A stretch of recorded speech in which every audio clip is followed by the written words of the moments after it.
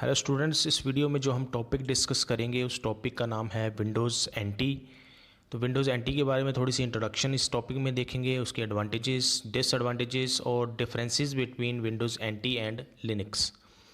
Windows NT क्या होता है? विंडोज़ एक एनटी जो है वो एक 32 बिट का नेटवर्क ऑपरेटिंग सिस्टम होता है जो किसने बनाया था? माइक्रोसॉफ्ट कंपनी ने। माइक्रोसॉफ्ट कंपनी ने ही विंडोज़ के जितने भी आप ऑपरेटिंग सिस्टम देखते हो सब बनाए हुए हैं। तो नेटवर्क ऑपरेटिंग सिस्टम क्यों बोला जा रहा है? एक तो होता है ऑपरेटिंग सिस्टम, एक होता है network operating system. Operating system जो सिंपली अगर हम बात करें एक सिंपल ऑपरेटिंग सिस्टम की, तो वो सिर्फ एक ही कंप्यूटर को मैनेज कर सकता है, जो जिस कंप्यूटर के ऊपर हमने वो ऑपरेटिंग सिस्टम इंस्टॉल करके रखा हुआ है। अगर हम चाहें तो नेटवर्क ऑपरेटिंग सिस्टम भी यूज़ कर सकते हैं। आजकल जो मोस्टली ऑपरेटिंग सिस्टम्स आते हैं वो नेटवर्क ऑपरेटिंग सिस्टम ही होते हैं। नेटवर्क ऑपरेटिंग सिस्टम का काम क्या होता है? ताकि वो किसी दूसरे कंप्यूटर के साथ जुड़ के उनके साथ कम्युनिकेशन भी कर सकें, किसी नेटवर्क बना के उसके बीच में कम्युनिकेशन भी कर सकें। तो आजकल आप जितने भी कंप्यूटर सिस्टम्स देखते हैं उनमें जो भी ऑपरेटिंग सिस्टम होते हैं वो नेटवर्क ऑपरेटिंग सिस्टम ही मोस्टली होते हैं। तो जो विंडोज़ एनटी था ये माइक्रोसॉफ्ट कंपनी के द्वारा बनाया गया एक ऐसा नेटवर्क ऑपरेटिंग सिस्टम था जो यूज़र्स के लिए भी था और एक बिजनेसेस के लिए भी था। दो इसके प्रोडक्ट होते थे, वो हम आगे देखेंगे कौन कौन से थे।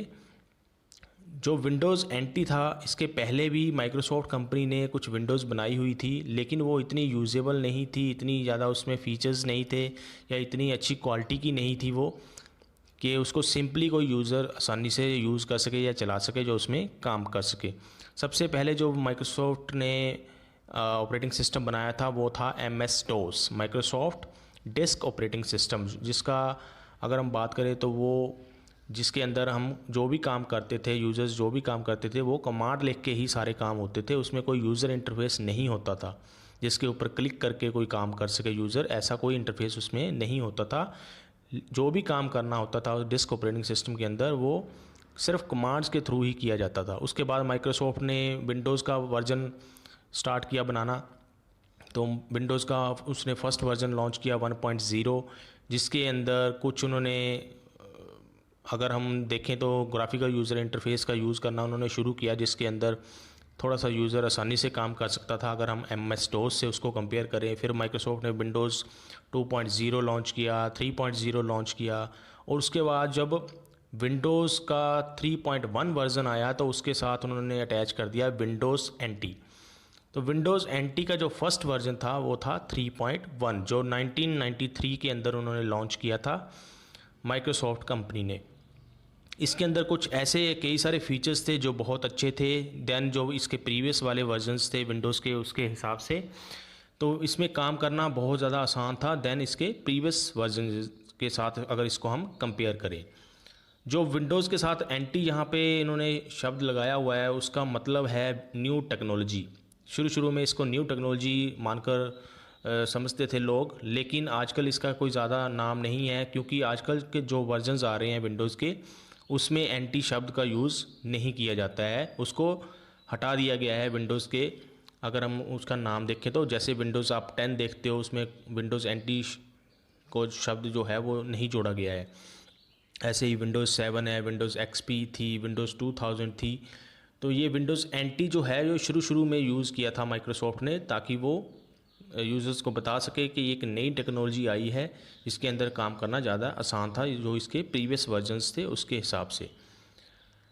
अगर हम स्टार्ट करें, विंडोज़ एनटी जो है वो जब विंडोज़ 2000 आई थी उसके बाद माइक्रोसॉफ्ट ने विंडोज़ एनटी शब्द को यूज़ करना बंद कर दिया था, उसको हटा दिया था विंडोज़ के वर्जन्स के नाम के साथ से।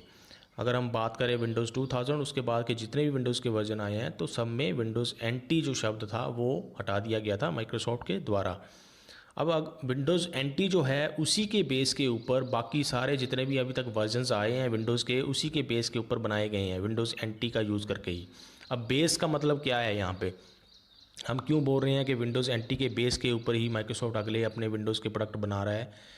बेस का मतलब ये है कि विंडोज़ एनटी में कुछ उन्होंने ऐसे इतने अच्छे फीचर्स बना दिए थे जिनको बार बार चेंज करने की ज़रूरत नहीं थी। हाँ, ये ज़रूर हो सकता है कि उसमें कुछ एडिशनल फीचर्स वो ऐड कर दें, लेकिन कुछ फीचर्स जो हैं वो वैसे के वैसे ही रहते हैं या रखना चाहते हैं वो माइक्रोसॉफ्ट जो कंपनी है, तो उन फीचर्स को बार बार बनाने की बजाय वो विंडोज़ एनटी से ही उठा लेते हैं और उसमें नए फीचर जो ऐड करना चाहते हैं वो नई विंडो बना के उसमें ऐड करके नई विंडोज़ का वर्जन हमें प्रोवाइड कर देते हैं। तो इसीलिए यहाँ पे बोला जाता है कि विंडोज़ एनटी जो है वो बेस की तरह काम करता है बाकी सारी विंडोज़ के लिए जो आगे माइक्रोसॉफ्ट कंपनी ने बनाई थी। विंडोज़ एनटी के दो वर्जन्स हमें मिल जाते हैं। पहला है माइक्रोसॉफ्ट विंडोज़ एनटी वर्कस्टेशन और दूसरा है माइक्रोसॉफ्ट विंडोज़ एनटी सर्वर। जो माइक्रोसॉफ्ट विंडोज़ एनटी वर्कस्टेशन है वो नॉर्मल यूज़र्स के लिए होता है जिनको ज़्यादा अच्छी परफॉर्मेंस चाहिए होती है ताकि वो अच्छे से अपना काम कर सकें।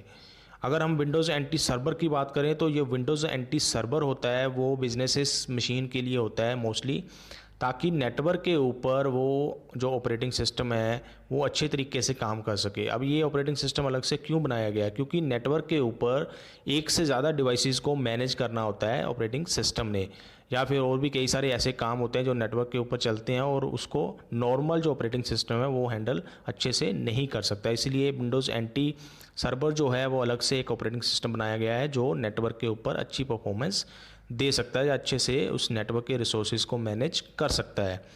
अगर हम बात करें विंडोज़ एनटी के फाइल सिस्टम्स की तो दो टाइप के फाइल सिस्टम को ये सपोर्ट करता है। पहले फाइल सिस्टम समझ लेते हैं क्या होता है। फाइल सिस्टम जो होता है वो ट्रैक रखता है कि कैसे हमने फाइल्स को स्टोर करना है किसी भी स्टोरेज डिवाइस के ऊपर, जैसे हार्ड डिस्क के ऊपर कैसे फाइल्स को स्टोर करना है, उसका ट्रैकिंग रखता है। ट्रैकिंग के अंदर क्या रखता है, कब वो फाइल क्रिएट की गई थी, कब उसके अंदर अगर चेंज किया गया तो कब चेंज किया गया है, उसका साइज़ कितना है, कितना उसने डिस्क स्टोरेज यूज़ किया हुआ है, या फिर कहाँ पे हमने उसको स्टोर करके रखा हुआ है। ये सारी चीज़ें अगर हम ट्रैकिंग करके रखनी है तो वो फाइल सिस्टम करता है। तो विंडोज़ एनटी दो टाइप के फाइल सिस्टम को सपोर्ट करता था शुरू में, अब तो और भी ज़्यादा करता है। पहला था NTFS जिसको बोलते हैं new technology file system version, और दूसरा था VFAT जिसको बोलते हैं वर्चुअल फाइल एलोकेशन टेबल। ये दो टाइप के फाइल सिस्टम्स को विंडोज़ एनटी सपोर्ट करता है। उसके अलावा अगर हम आगे चलें तो कैरेक्टरिस्टिक्स में देखते हैं क्या होता है विंडोज़ एनटी के। पहला है मल्टीटास्किंग ऑपरेटिंग सिस्टम। मल्टीटास्किंग क्या होती है, मल्टीटास्किंग के अंदर आप एक से ज़्यादा काम एक टाइम में कर सकते हैं। मतलब अगर हम सिंप्लीफाई करें इसको तो एक ही टाइम में जब आप एक से ज़्यादा काम कर रहे हो तो उसको बोलेंगे मल्टीटास्किंग। जैसे सपोज़ करो आप कंप्यूटर का यूज़ करके एक साइड में आपने MS वर्ड खोला हुआ है, उसके अंदर आप टाइपिंग कर रहे हो, दूसरी साइड आपने कोई बैकग्राउंड में कुछ ऑडियो चलाया हुआ है उसको आप स्पीकर्स के ऊपर सुन रहे हो, तो वो एट ए टाइम आप एक से ज़्यादा काम कर रहे हो वहाँ पे। इसके अलावा और भी एक से ज़्यादा और भी आप कोई सॉफ्टवेयर चला के उसमें काम करना शुरू कर सकते हो, तो वो हो गई मल्टीटास्किंग। अगर हम दूसरी इसकी कैरेक्टरिस्टिक की बात करें तो वो ये है कि मल्टी यूज़र ऑपरेटिंग सिस्टम है। अब ये मल्टीटास्किंग से डिफरेंट है। मल्टी यूज़र, जब आप एक ऑपरेटिंग सिस्टम को एक से ज़्यादा यूज़र्स यूज़ कर सकते हैं एट ए टाइम तो उसको बोलेंगे मल्टी यूज़र ऑपरेटिंग सिस्टम। तो जो विंडोज़ एनटी होता था वो एक मल्टी यूज़र ऑपरेटिंग सिस्टम है, उसको एट ए टाइम एक से ज़्यादा यूज़र्स यूज़ कर सकते हैं। तीसरा अगर हम कैरेक्टरिस्टिक की बात करें तो वो है स्पोर्ट्स मैनी नेटवर्क फीचर्स। मैंने आपको बताया कि नेटवर्क के ऊपर अगर हमने कोई ऑपरेटिंग सिस्टम चलाना है तो वो ज़्यादा अच्छा होना चाहिए, क्योंकि नेटवर्क के ऊपर एक से ज़्यादा डिवाइसेस को उसने मैनेज करना होता है और भी कई सारी चीज़ें होती हैं नेटवर्क के ऊपर जिसको मैनेज करना होता है ऑपरेटिंग सिस्टम ने। तो विंडोज़ एनटी के अंदर कई सारे ऐसे फीचर्स ऐड किए गए थे जिसके यूज़ करके नेटवर्क के ऊपर आसानी से वो ऑपरेटिंग सिस्टम काम कर सकता था। अगली कैरेक्टरिस्टिक्स की बात करें तो इसमें ज़्यादा सिक्योरिटी मिलती थी अगर हम इसको पिछले वर्जन्स के साथ कंपेयर करें। ऑब्वियसली जितने नया वर्जन आता जाएगा किसी भी सॉफ्टवेयर का, किसी भी ऑपरेटिंग सिस्टम का, उसमें ज़्यादा अच्छे फीचर्स होंगे जो उसके पुराने वर्जन्स हैं उससे। तो ये तो होगी थोड़ी सी इंट्रोडक्शन विंडोज़ एनटी के बारे में। अब हम देखते हैं विंडोज़ एनटी के एडवांटेजेस। पहला एडवांटेज है मोर प्लेजिंग टू द आई। अब अगर हम प्लेजिंग टू द आई की बात करें तो विंडोज़ जो एनटी था वो देखने में इसके पिछले जो वर्जन से उससे ज़्यादा अच्छा दिखाया गया था माइक्रोसॉफ्ट के द्वारा।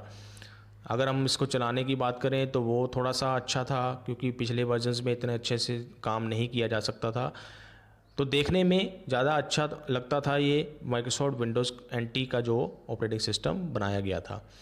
दूसरी अगर हम बात करें लो सिस्टम रिक्वायरमेंट्स थी इसकी, सिस्टम रिक्वायरमेंट्स क्या होती हैं कि कितना प्रोसेसर की स्पीड होनी चाहिए कम से कम किसी भी सॉफ्टवेयर को चलाने के लिए, कितनी रैम आपके पास अवेलेबल होनी चाहिए, कितना स्टोरेज स्पेस आपके पास अवेलेबल होना चाहिए उसको सॉफ्टवेयर को इंस्टॉल करने के लिए अपने सिस्टम के अंदर, तो उसको बोलते हैं सिस्टम रिक्वायरमेंट्स।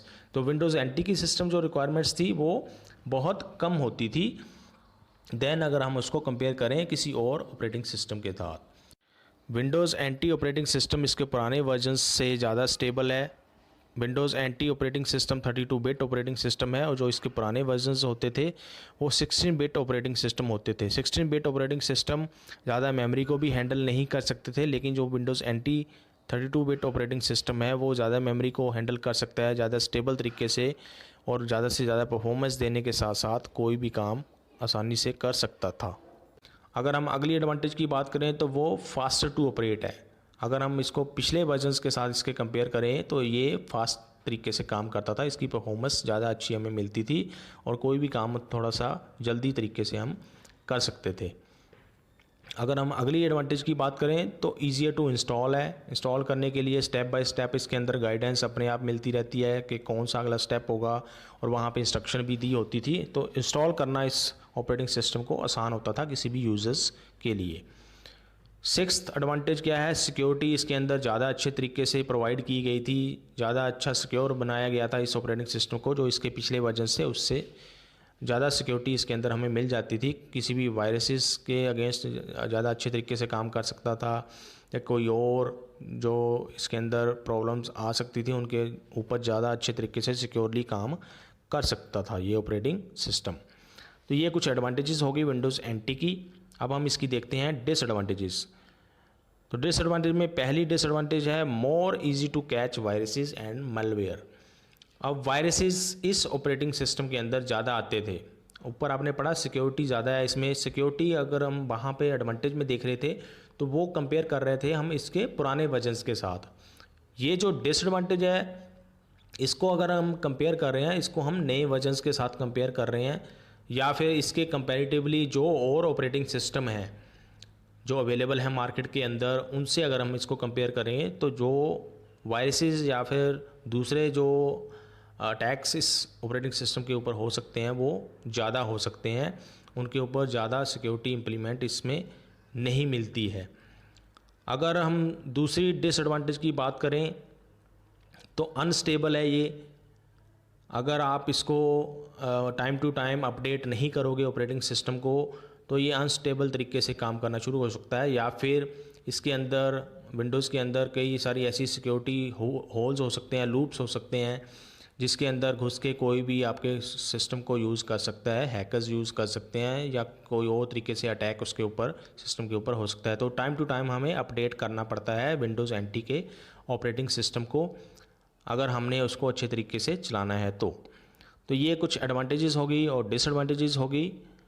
तो यहाँ पे आपने विंडोज़ एनटी की इंट्रोडक्शन देखी, उसकी एडवांटेजेस देखी, उसकी डिसएडवांटेजेस देखी। अभी हम चलते हैं differences between Windows NT and Linux के बीच में। पहला जो कंपैरिजन है दोनों के बीच में डिफरेंस है, जो लिनक्स का जो ऑपरेटिंग सिस्टम है वो ऑपरेटिंग सिस्टम फ्री है, ओपन सोर्स है, लेकिन जो विंडोज़ एनटी का जो ऑपरेटिंग सिस्टम है वो फ्री नहीं है, वो कमर्शियली अवेलेबल है। कमर्शियली का मतलब आपको ख़रीदना पड़ता है उस ऑपरेटिंग सिस्टम को अगर आपने उसको यूज़ करना है। ओपन सोर्स का मतलब क्या होता है, लिनक्स जो है वो एक ओपन सोर्स ऑपरेटिंग सिस्टम है। ओपन सोर्स का मतलब उसका आपको सोर्स कोड भी मिल जाता है। सोर्स कोड क्या होता है, कोई भी सॉफ्टवेयर बनाने के लिए जो कोड लिखा जाता है उसको सोर्स कोड बोलते हैं। अगर सोर्स कोड हमें मिल जाता है तो ऑब्वियसली हम सोर्स कोड में चेंज भी कर सकते हैं। अब चेंज कर सकते हैं तो उससे हम एक नया सॉफ्टवेयर भी बना सकते हैं। तो ओपन सोर्स का मतलब होता है जिसका सोर्स कोड भी आपको मिल जाता है और फ्रीली अवेलेबल होता है, इंटरनेट के ऊपर आप उसको डाउनलोड कर सकते हैं। ये होगी पहली डिसएडवांटेज। दूसरी अगर हम देखें तो लिनक्स जो है वो कस्टमाइजेबल है। अब क्योंकि लिनक्स ऑपरेटिंग सिस्टम जो है वो ओपन सोर्स है, उसका सोर्स कोड हमें मिल जाता है, इसलिए इसको हम कस्टमाइज़ कर सकते हैं। कस्टमाइज़ का मतलब सोर्स कोड में चेंज करके नया हम लिनक्स का ऑपरेटिंग सिस्टम बना सकते हैं। लेकिन जो विंडोज़ एनटी होता है वो कस्टमाइजेबल नहीं होता है क्योंकि उसका सोर्स कोड हमें नहीं मिलता है और वो एक पेड सॉफ्टवेयर है, उसको हमें ख़रीदना ही पड़ता है। थर्ड अगर हम डिसएडवांटेज की बात करें तो लिनक्स का जो ऑपरेटिंग सिस्टम है उसको यूज़ करने के लिए हमें किसी लाइसेंस की ज़रूरत नहीं होती है, क्योंकि वो फ्री है। तो कोई भी फ्री सॉफ्टवेयर उसके लिए किसी भी लाइसेंस की हमें ज़रूरत नहीं होती है। अगर हम विंडोज़ के ऑपरेटिंग सिस्टम की बात करें तो उसको अगर आपने यूज़ करना है तो उसके लिए आपको लाइसेंस लेना पड़ेगा। लाइसेंस लेने का मतलब आपको उसके लिए कुछ पैसे देने पड़ेंगे, उसको ख़रीदना पड़ेगा। अगर हम चौथे डिसएडवांटेज की बात करें तो जो लिनक्स का ऑपरेटिंग सिस्टम है वो रिलायबल होता है, उसको आप कई दिनों तक बिना रिबूट किए, बिना रिस्टार्ट किए चला सकते हैं। उसमें कोई भी आपको प्रॉब्लम ज़्यादा नहीं आएगी उसको चलाने में या यूज़ करने में, वो ज़्यादा हैंग नहीं होता है। अगर हम विंडोज़ एनटी की बात करें या विंडोज़ की बात करें तो विंडोज़ जो है वो एक लेस रिलायबल ऑपरेटिंग सिस्टम है देन लिनक्स। उसको आपको रीस्टार्ट करने पड़ेगा एट रेगुलर टाइम अगर आपने उसकी परफॉर्मेंस को मेंटेन करके रखना है तो। पांचवा अगर हम डिसएडवांटेज की बात करें तो जो लिनक्स है वो बहुत ज़्यादा सिक्योर है देन अगर विंडोज़ के साथ उसको कंपेयर करें। लिनक्स के अंदर बहुत कम वायरसेस आते हैं, बहुत कम उसके ऊपर अटैक्स हो सकते हैं, इतनी ज़्यादा सिक्योरिटी उसमें प्रोवाइड की गई है। जो विंडोज़ का ऑपरेटिंग सिस्टम होता है वो लेस सिक्योर है देन अगर हम उसको कंपेयर करें लिनक्स के साथ। उसके अंदर ज़्यादा वायरसेस आ सकते हैं या फिर ज़्यादा उसके ऊपर अटैक्स हो सकते हैं, बाहर से कोई भी आपके सिस्टम के अंदर अटैक कर सकता है विंडोज़ अगर आप ऑपरेटिंग सिस्टम यूज़ कर रहे हो तो। अगर सिक्स्थ हम कंपैरिजन की बात करें तो वो लिनक्स के अंदर जो फाइल्स के नाम हम रखते हैं, फाइल्स के जो नेम्स आप रखते हो वो केस सेंसिटिव होते हैं। केस सेंसिटिव का मतलब अगर आपने कैपिटल ए किसी फाइल का नाम रखा है, अगर हम दूसरी फाइल बनाते हैं उसका स्मॉल ए में आपने नाम रखा है तो दोनों फाइल्स के नाम को वो अलग अलग मानेगा। लेकिन विंडोज़ में ऐसा नहीं होता है। विंडोज़ में आप कैपिटल ए और स्मॉल ए की दो फाइल्स एक ही जगह पे नहीं बना सकते हैं, क्योंकि वो केस इनसेंसिटिव होता है। आप कैपिटल ए में लिखोगे, अगर स्मॉल ए में लिखा तो दोनों को सेम मानेगा विंडोज़ का जो ऑपरेटिंग सिस्टम है वो। अगर हम सेवेंथ डिफरेंस की बात करें लिनक्स और विंडोज़ के बीच में तो वो है लिनक्स के जो ऑपरेटिंग सिस्टम होते हैं वो पुरानी मशीन्स के ऊपर भी ज़्यादा अच्छे तरीके से काम कर सकते हैं, ज़्यादा एफिशिएंट होते हैं अगर हम पुरानी मशीन्स के ऊपर लिनक्स के ऑपरेटिंग सिस्टम को यूज़ करते हैं। क्योंकि पुरानी मशीन्स के ऊपर ऑपरेटिंग सिस्टम का जो पुरानी मशीन्स का जो प्रोसेसर होता है वो भी इतना अच्छा नहीं होता है, उसकी रैम की थोड़ी लिमिटेशन होती है, उसकी हार्ड डिस्क की लिमिटेशन हो सकती है। तो उनके ऊपर अगर हम लिनक्स का ऑपरेटिंग सिस्टम चलाते हैं तो वो ज़्यादा अच्छे तरीके से काम कर सकता है। विंडोज़ का ऑपरेटिंग सिस्टम जो है वो पुरानी मशीन्स के ऊपर इतने अच्छे तरीके से काम नहीं करता है, क्योंकि विंडोज़ की रिक्वायरमेंट जो होती है वो ज़्यादा सिस्टम रिक्वायरमेंट ज़्यादा मांगता है वो, अगर हम उसको लिनक्स के साथ कंपेयर करें तो।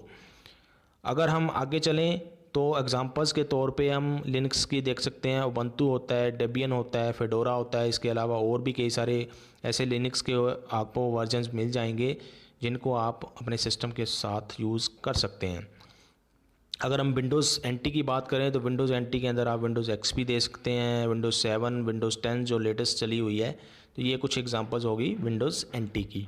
तो यहाँ पे ये हमारा टॉपिक क्लोज़ होता है, ख़त्म होता है विंडोज़ एनटी का और differences between Windows NT and Linux. अगर आपको इस टॉपिक में कोई भी परेशानी है, कोई प्रॉब्लम है, कोई क्वेश्चन है तो आप मुझसे पूछ सकते हैं। Thank you.